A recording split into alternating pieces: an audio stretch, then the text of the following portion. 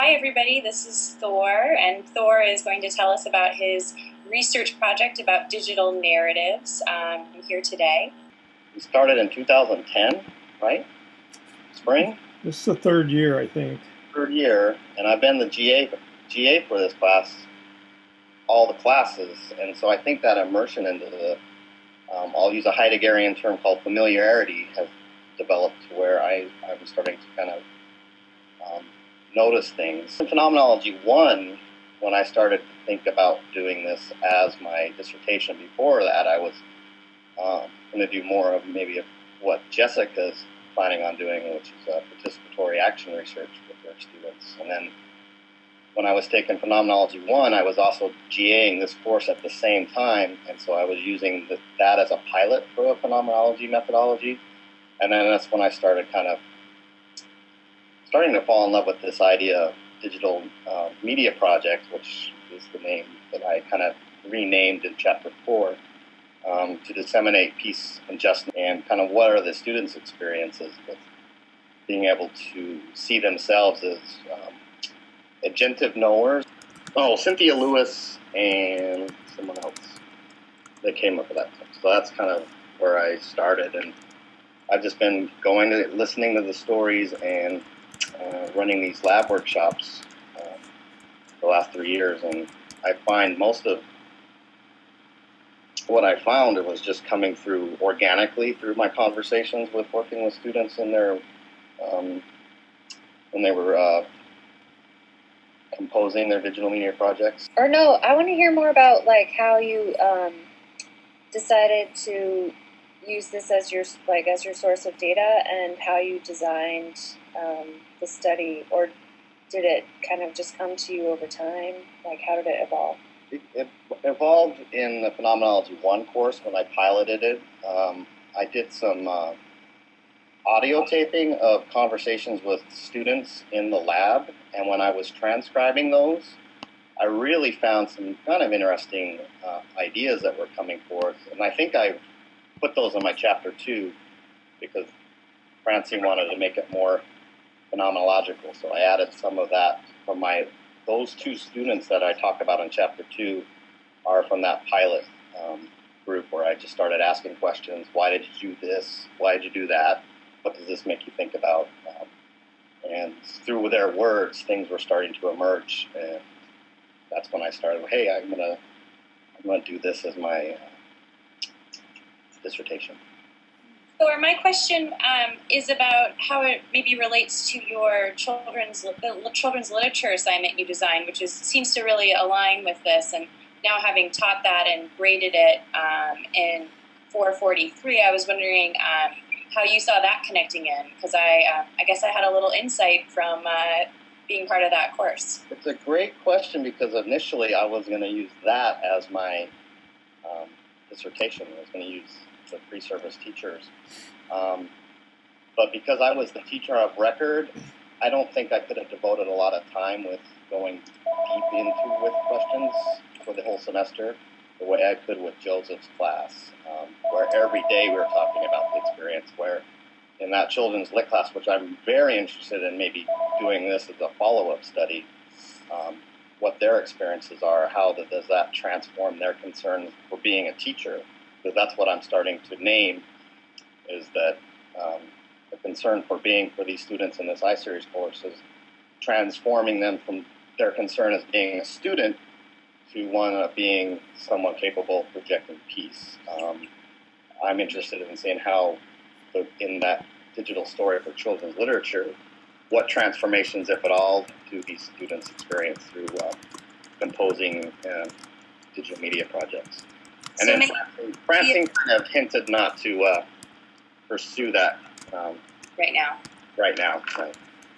Megan, the assignment is for students, pre-service teachers in 443 to develop a digital narrative explaining a transformative reading experience in their life, and they need to obviously mix multimedia imagery with a story and tell us kind of how they what their personal experiences with reading. And it's kind of a cool assignment, because then we start talking about how that influenced their reading in the classroom, and then how they've kind of brought them to here. And you've got students on both ends of the spectrum, from I read everything all the time to I hated reading, but this one book got me started, and now I want to be a teacher, and this is why. So it kind of forces that reflective nature that we want pre-service teachers to learn, and makes them, I think, kind of highly cognitive of what we're looking for. And it's the first assignment that we assign them to, so it really kind of shapes the way the class gets, the orientation of the class. So, yeah. Maggie had a lot to do with helping me design that, and Jessica, that visual storytelling project. Makes me think of your idea, the notion of intentionality, that we don't notice something until it's broken. And I was thinking about reading experiences and how we don't maybe perhaps notice our experiences once we're in it until something goes wrong. And so that, maybe as teachers we want to figure out what's broken or how we got to where we're going. Or not necessarily broken, but even through reflection is when we can start noticing those things. So I think just the reflective aspect of that pulls us into where we notice things as something, where when we're in the moment of a story, we're not noticing that. We're absorbed in the story. That's coming from my phenomenology, that we're absorbed in the project that we're doing, that we lose ourselves, we lose sense of time. And it's that reflection, or in what case when things get kind of broken down, if things get out of order, that we start to notice those things. Or I think that this connects with the question that Brecca has, the observation and question that she has in the chat box. Oh, I was trying to collect the ways in which digital storytelling is uniquely able to accomplish reaching a golden expression, which I think means something that's more in lines with the individuation you spoke of. Right. So I was trying to collect all your reasons as I read. So I collected two, or I thought I did, that the digital storytelling stands in contrast to the current typical use of technology for expression, which is like, look at me and my cat. And two, that it's uniquely agentic because it can reach so many people so fast. Did you say anything else and I just missed it? I think I talked about architecture of digital media, where it allows the audience to become participate in the story, where it becomes more transactional rather than didactic, I think would be the term that was brought out in my dissertation proposal defense, and that's where I saw it, and like a lot of the students talking about it, is they actually acknowledge the audience as being as able to giving them responsibility for their stories, rather than just this is what peace is, this is what justice is, you must do this. They didn't really name it that way. They kind of named it, my audience is, they have a responsibility. I'm going to show them, but they have a responsibility. So it's more that transactional, Rosenblatt style kind of reading and writing, which kind of falls in line with the phenomenology of reading by Wolfgang Iser. Very similar. Rosenblatt and Iser wrote it at the same time, so it would make sense that that comes through. But I think the ability for audience members to download YouTube videos and remix them creates an opportunity that where stories are always becoming. They're not finished in digital media, rather than they get fixed in text, like a traditional textbook or print. Does that help? That kind of leads into one of the questions that I had when I was reading Thor, which was that distinction you make between didactic and I forget the word you used for the other side of it, but like letting them figure it out for themselves. Reminded me of a quote from Shaw that I read in your piece about telling a story with no explanation, like just letting it kind of sink in for itself. To me, that goes kind of counter to maybe more traditional modes of teaching. So I'm wondering if you can talk about that a little bit more. What if it doesn't sink in? Like, what if it doesn't work? What if they just kind of sit there and it glazes right over them? I think you just have to, as a teacher, kind of accept that.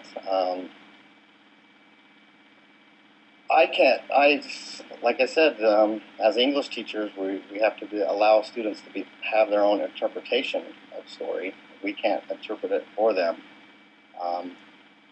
If it goes over them, then I would have to rethink what story I'm telling. Maybe they're not at that right place at that right time. So that, as a teacher, I would probably have to say, maybe I need a different story, one that they can connect to, rather than tell them the meaning of the story. Does that make sense? Mm-hmm. Well, can you hear me? Mm-hmm. I wrote teaching as let learn, and I think I feel like I'm not sure if it has to do with that story, but the idea that we could somehow make it palatable, or like that we could do the story in a way that would, we can facilitate the learning, but it's like leading a horse to water. You can't make him drink. So the idea of, I think that's what you're talking about, Thor, the idea of, again, sort of teaching as let learn. There's the sense that you're not presenting it, you're facilitating their understanding of it. I mean, I don't know. Am I saying that right? And it's part of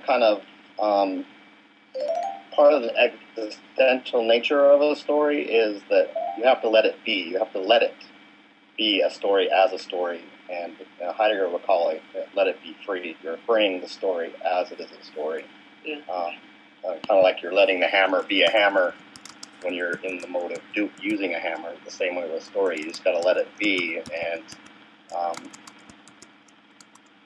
I guess it's really the responsibility of the teacher is to be attuned to the students to find a story that they can connect to that doesn't need the cliff notes versions or annotations on the side all the time. I would almost say give them a choice. They could do a multimodal book, or a book. Some students might be really fearful of the technology, which could get in the way of doing that, but I like that idea. I would show them maybe, what is that? Inanimate Alice is a digital narrative by a group out of Australia. It's an episodic digital narrative, show them what the possibilities are for multimodal, hypermediated text. Lisa, yes, I think they do come to an understanding of what peace means to them. And each person had a little bit differently their understandings of peace, but it always dealt with dealing or relating to others and a caring for others that they were able to articulate. And they actually do see story, not just digital storytelling, but they see the possibilities of how story can disseminate peace and justice, or go to a place of peace and justice, which I got to really tease out. That's what I'm going to rewrite in chapter 4. Is there's a lot of rich data where they named going to somewhere or coming from somewhere that I didn't quite put in there. So that's what I'm going to write today. It's kind of like peace and justice as a place. There's also a aspect of digital media that has the kind of world audience that pushes the opportunity to connect them with peace and justice issues. It's easy to show examples of where peace and justice are being treated in media, and when they do post it and they do make it public, then they, I think, see themselves as having capacity in that bigger arena. I guess that kind of feeds into my next question, which I just posted on the side. But the wider arena is something I'm interested in, and was thinking about that in terms of the hit, as Joseph calls it.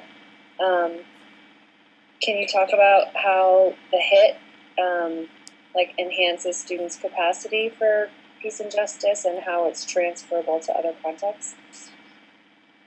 That's a good question. I gotta think about that one.